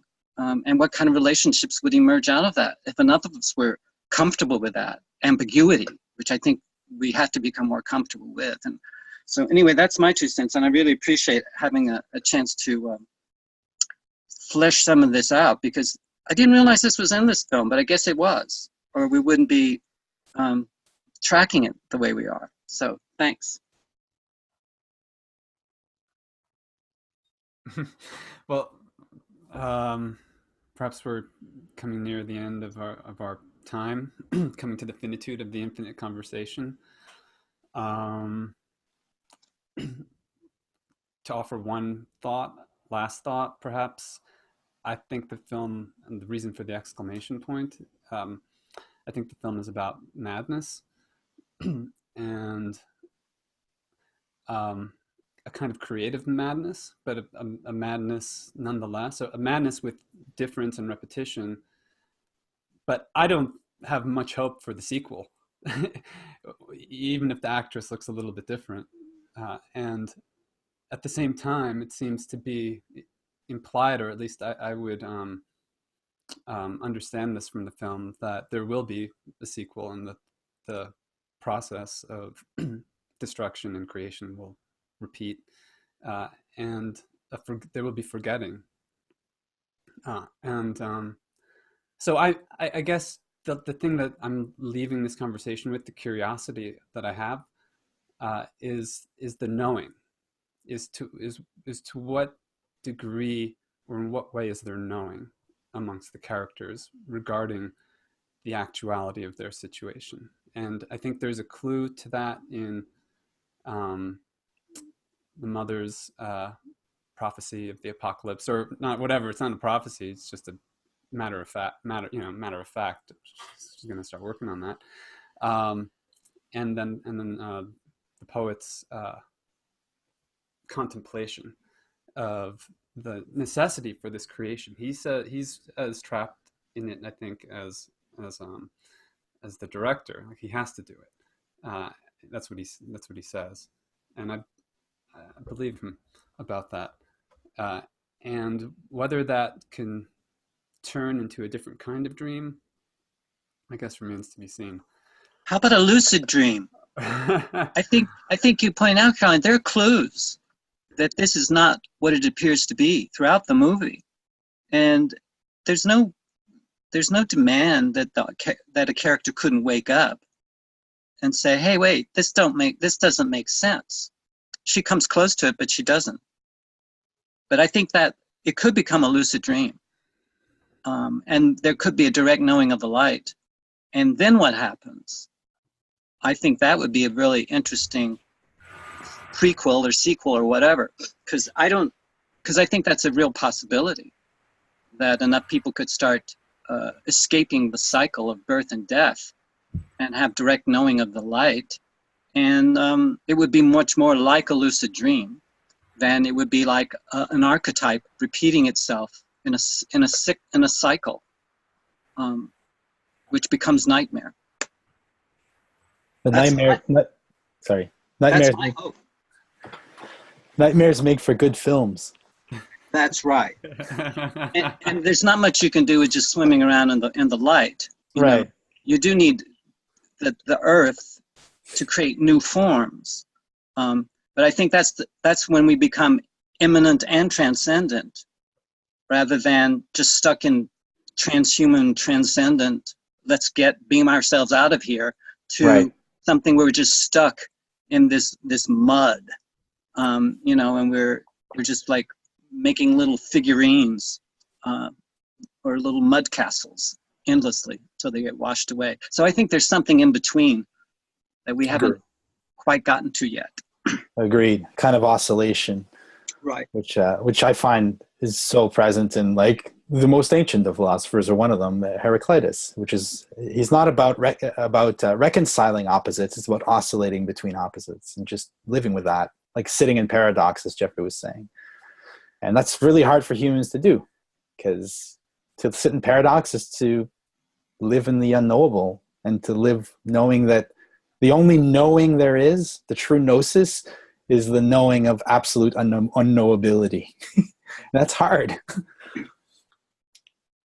Don, I ended up at a similar question to what you just articulated at the end of the second viewing. I wrote in my journal, what if the poet could be sufficient unto himself? Or What she, yeah.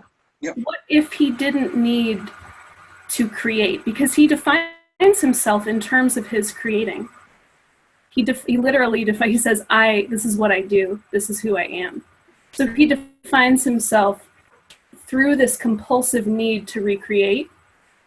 But what if he, like the woman character, we're okay with his role as a translator to the humans. We're okay with his proper role, because I just want to leave with this kind of contemplation. She does love him. He doesn't love her, except that she adores him, but she does love him. And there's a conversation they have before they have sex where she says, you know, I built this house from the ground up, and you were supposed to write, basically. Like, you are not holding up your part of the bargain. So you get the sense that so there's this, again, the paradox, because maybe she did create all of this, like who created, right? She maybe created him to be her counterpart. She wants to be in relationship, an authentic relationship with him. And that might be how the myth changes, is that he recognizes, like, as the thinker, as the dreamer, as the writer, his role is to serve her glory through writing her story, but not claiming it as his story, not claiming her glories as his, which he does, but claiming them as hers, claiming them as theirs, right? That might be how this could change, fundamentally could change. But, you know, when she says that, like, you know, why aren't you holding up your side of the bargain, basically, in this relationship that I'm trying to have with you? You know, he's like, he gets all mad, and he's like, I can't write. I'm not good enough, right? Which is like, he feels so threatened by her kind of deeply rooted intrinsic power so he reacts to her power with insecurity instead of reacting to her power as recognizing that he can be her partner. And I think that is, if you look at that on the parable, on the allegorical level, there's a lot to, like, what could happen if he recognized that potential instead of, not listening to her. As Marco pointed out, he's not a very good listener. And so he seems to maybe create the same hackneyed story over and over as a result. But yeah, I want to end with that reflection. That's a good one. So the image that haunts me the most from the film, the one that whenever I think about the film, I think about that, and we haven't talked about it at all, is the moment when the crystal shatters. Right. Because what is the crystal? It's the heart. It's love. It's, so it's a comment on perhaps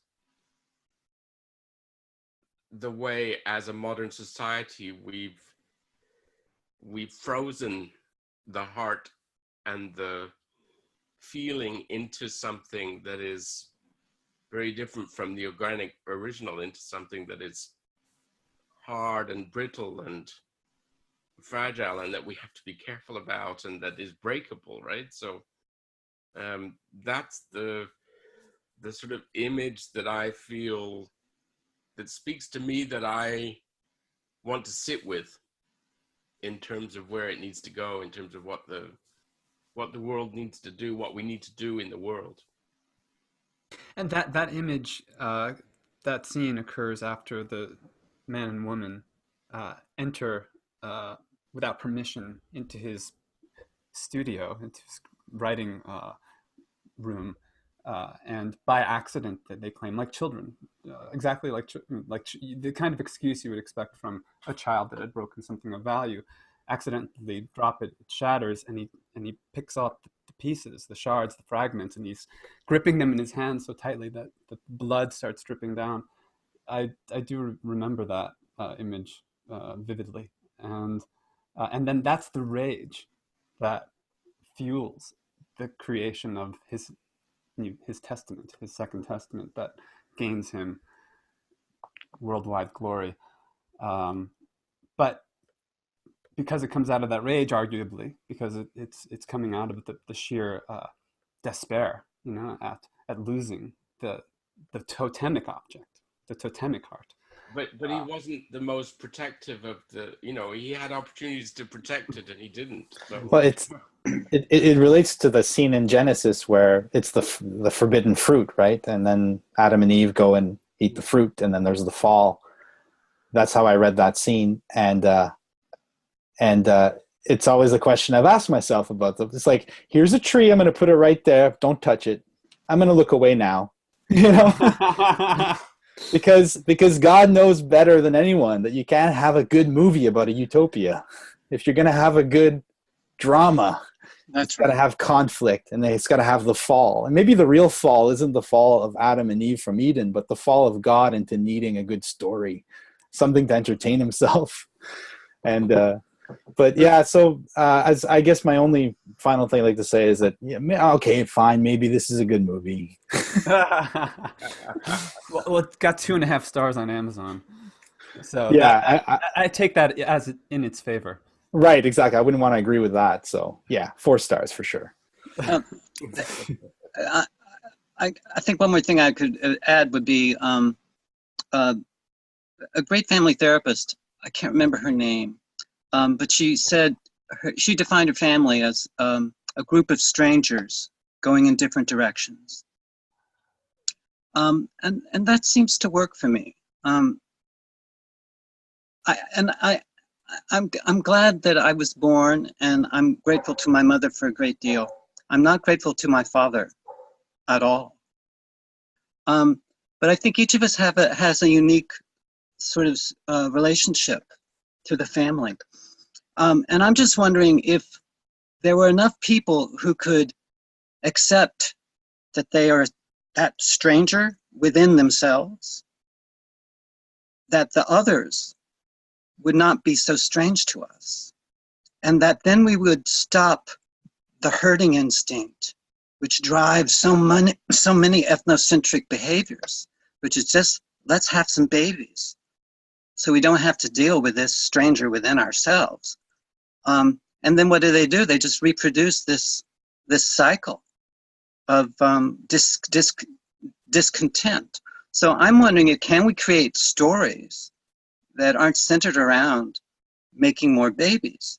That doesn't mean we can't have babies, but there'll be different kinds of babies when those who parent them are coming out of this mindful relationship to the stranger within themselves. So they won't use the baby to escape from their own distortions. So anyway, that's my expectation, that that could happen. That would be sort of really cool, that we could create, rather than, that doesn't mean we'll be free of life and death and conflict. I'm not talking about that kind of utopia, but I do think there is a concrete utopian within each of us that knows it won't be perfect, but it can be better than this. Yeah. And Stalker's all about that, by the way. I've seen a Stalker. But you got to watch it. It's weird the way that what you just said embedded in the last scene of Stalker, I find. But that's another story. Well, every new story, John, comes from a blood sacrifice. So care for blood, or metaphorical blood, to be shed in the birthing of a new of a new kind of myth. That sounds like a warning. I'll drink to that. Or a promise. All right. Well, I think we've spilled some blood here. Perhaps. Happy Mother's Day, everyone. Happy Mother's Day. Speaking of which, yeah, I have to run right now. I'm late. So it was great to talk to you all. Thank you so much. Thank you. Time with you, JF. Have a great rest of your day. Thanks. You too. Bye. Bye. How do I hang up this thing? I'll just quit it. Press a button. Press the red button. Bye, guys. See ya. Bye. See you next time. I also have to go. We're all signing off now. We're all saying bye. Bye. Bye.